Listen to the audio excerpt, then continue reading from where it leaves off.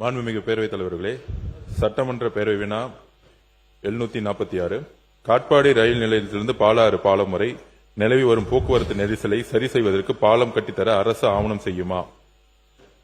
அதற்கான பதில், மங்களூர் விழுப்புரம் சாலையானது தேசிய நெடுஞ்சாலை 75 வேலூர் தேசிய நெடுஞ்சாலை கோட்டத்தின் பராமரிப்பில் உள்ளது. காட்பாடி ரயில் நிலையம் கிலோமீட்டர் 56/200 முதல் பாலாறு பாலம் கிலோமீட்டர் 59/100 வரை உயர்மட்ட பாலம் அமைக்க மத்திய அரசின் சாலை போக்குவரத்து மற்றும் நெடுஞ்சாலைத்துறை மூலமாக விரிவான திட்ட அறிக்கை DPR தயார் செய்வதற்கும் சாத்தியக்கூறுகளை ஆராயவும் உரிய நடவடிக்கை மேற்கொள்ளப்படும். மேலும் தேசிய நெடுஞ்சாலை ஆணையின் மூலம் விழுப்புரம் மங்களூர் சாலை 4 வழித்தடமாக அகலப்படுத்தும் திட்டத்தின் ஒரு பகுதியாக மேலூர் மாநகருக்கு 20.50 கிலோமீட்டர் நீளத்திற்கு 4 வழித்தட புறவழிச்சாலை அமைக்க திட்டமிடப்பட்டு நில எடுப்பு பணிகள் முடிவரும் நிலையில் உள்ளன. இப்புறவழிச்சாலை லத்தேரியில் துவங்கி பொய்கை மற்றும் தங்கக்கோயில் வழியாக நெல்வாயில் முடிவடைகிறது. தற்போது ரூபாய் 1042 கோடி மதிப்பிலான நில எடுப்பு பணிகள் உள்பட இத்திட்டத்திற்கான ஒப்புதல் மத்திய அமைச்சகத்தின் பரிசீலனையில் உள்ளது. இத்திட்டங்கள் செயலாக்கப்படும் நிகழ்வில் தற்போதுள்ள போக்குவரத்து நெரிசல் பெரிதளவும் குறையும். ஒன்றிய அரசின் தேசிய நெடுஞ்சாலை ஆணையத்தின் கட்டுப்பாட்டில் உள்ள சாலையில் நடக்கும் வேலைகளின் தொய்வு குறித்தும் மற்றும் தமிழ்நாட்டிற்கு தேவையான மற்ற சாலை திட்டங்கள் குறித்தும் ஒன்றிய சாலை போக்குவரத்து மற்றும் நெடுஞ்சாலைத்துறை அமைச்சர் அவர்களை ஜூன் 2ஆம் தேதி நானே நேரில் சந்தித்து வலியுறுத்தினேன்.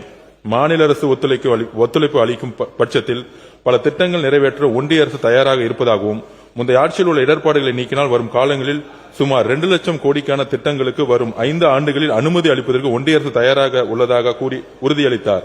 இது மட்டுமல்லாமல் மத்திய சாலை நிதியிலிருந்து தற்போது தமிழகத்திற்கு அனுமதிக்கப்பட்ட 500 கோடி CRF சென்ட்ரல் ரோட் ஃபண்ட் ரூபாயை முதல் முறையாக 1000 கோடி ரூபாயாக உயர்த்தியிருக்கிறார். தற்போது தமிழகத்திற்கு அளிக்கப்படும் சாலை பாதுகாப்பு நிதி 300 கோடி ரூபாயிலிருந்து 600 கோடியாக உயர்த்துவதாக உறுதியளித்தார். மாண்புமிகு உறுப்பினர் டாக்டர் M. சுதாகர். மாண்புமிகு பேரவை தலைவர் அவர்களே, இதன் வாயிலாக எங்க ஊருக்கு அட்லீஸ்ட் அந்த உயர்மட்ட மேம்பாலம் ஆராயத்துக்கு நெடுஞ்சாலைத்துறை அமைச்சர் பொதுப்பணித்துறை அமைச்சர் அவர்கள் எடுத்துக்கொண்டதற்கு எனது காட்பாடி தொகுதியின் சார்பாக அட்லீஸ்ட் நான் நன்றியை தெரிவித்துக் கொள்கிறேன். நன்றி. மாண்புமிகு உறுப்பினர் லதா. மாண்புமிகு பேரவைத் தலைவர் அவர்களே, என்னுடைய தொகுதி கீழ்வள்ளூர் தொகுதியில் ஒரு ரயில்வே மேம்பாலம் அமைச்சு தரணும்னு ஏற்கனவே நான் கேட்டிருந்தேன். அந்த அடிப்படையில் அதில் பார்த்தோன்னு சொன்னா ஏராளமான பொதுமக்கள் பாதிக்கப்படுறாங்க, பள்ளி கல்லூரி மாணவர்கள் பாதிக்கப்படுறாங்க. அதோடு மட்டுமல்ல, ஆம்புலன்ஸ் போனா கூட 1/2 மணி நேரம் 1 மணி நேரம் பாதிக்கப்பட்டு உயிரிழப்புகள் ஏற்படுவதற்கான வாய்ப்பு இருக்கு.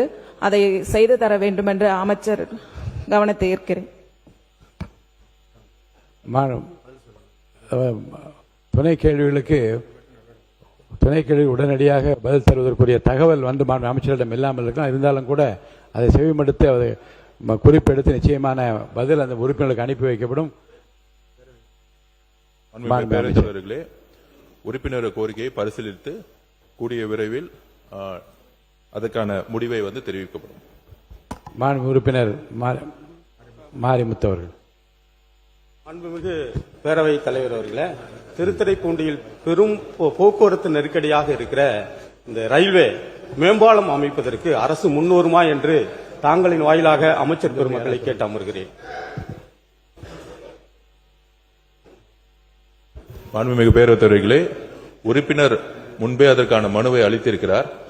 அதற்கான துறை ரீதியான ஆய்வு மேற்கொண்டு இருக்கும். கூடிய விரைவில் ஒரு நல்ல முடிவை நாங்கள் பரிசீலனை செய்வோம். மாண்புமிகு மூவி கருப்பையா.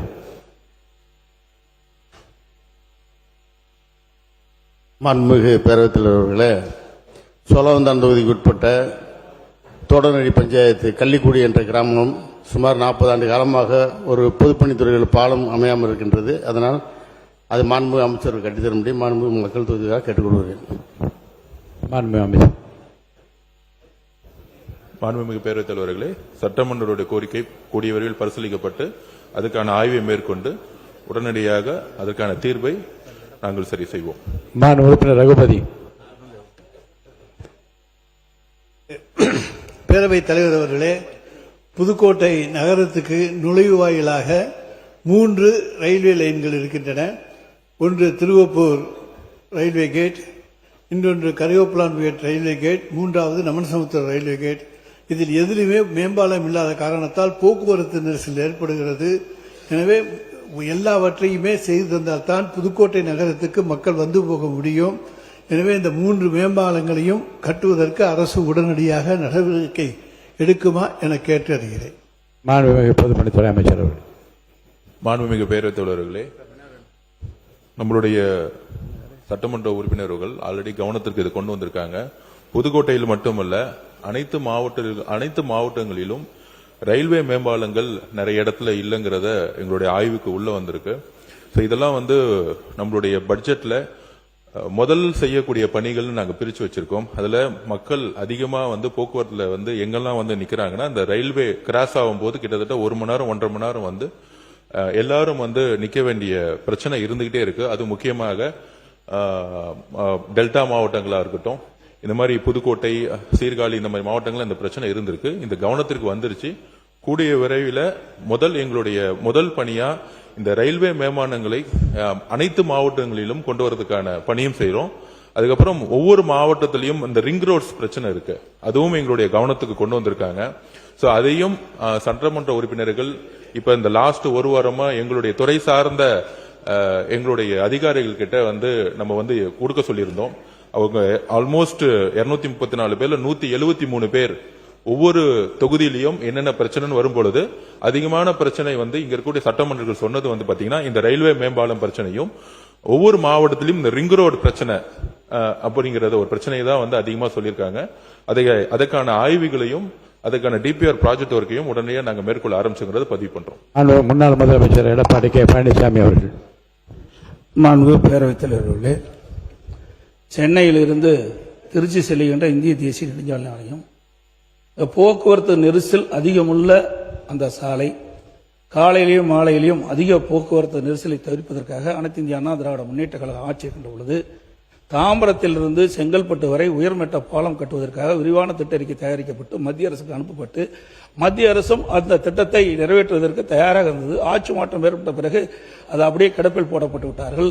ஆகவே இந்த அரசு இந்த கிடப்பில் போடப்பட்ட சென்னையிலிருந்து திருச்சி செல்கின்ற, தாம்பரத்திலிருந்து செங்கல்பட்டு செல்கின்ற அந்த உயர்மட்ட பாலத்தை கட்டுவதற்கு மத்திய அரசோடு தொடர்பு கொண்டு அந்த திட்டத்தை நிறைவேற்றுவதற்கு அரசு முன்னுரிமை என்பதை தங்கள் வாயாக அறிய விரும்புகிறேன். பொதுப்பணித்துறை அமைச்சர் அவர்கள்.